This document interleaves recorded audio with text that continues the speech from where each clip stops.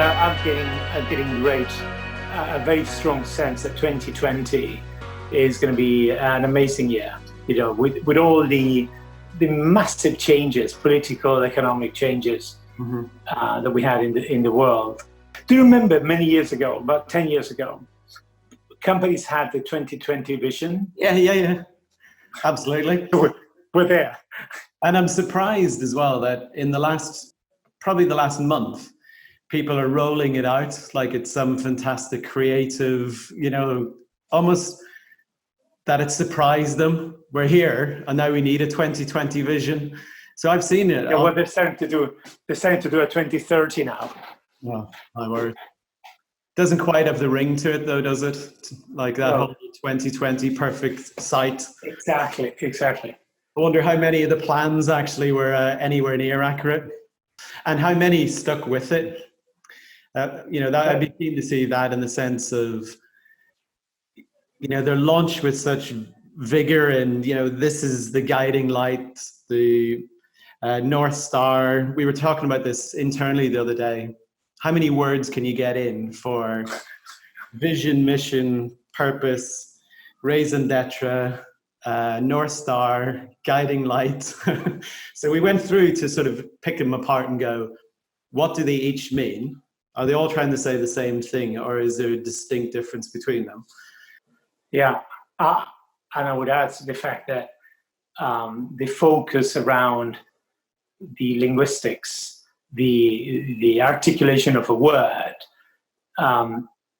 is many times a bit of a red herring, because imagine if you mean similar things, having a North Star, having a purpose, having a whatever you want to call it.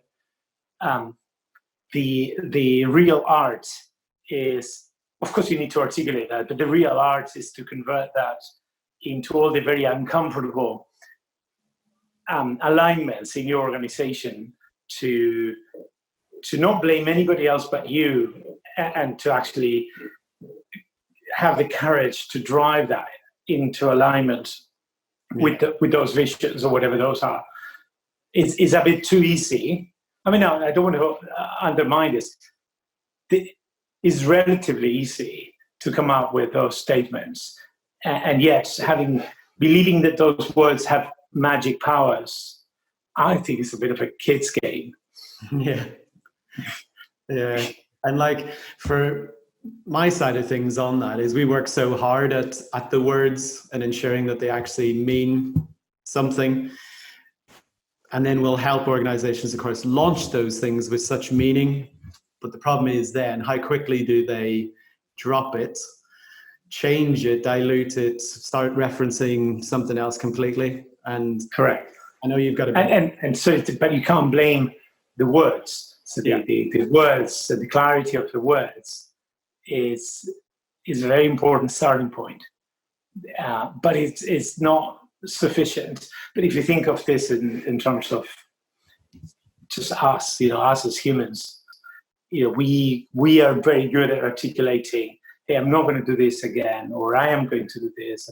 And there is clarity around what a good relationship with your parents would look like.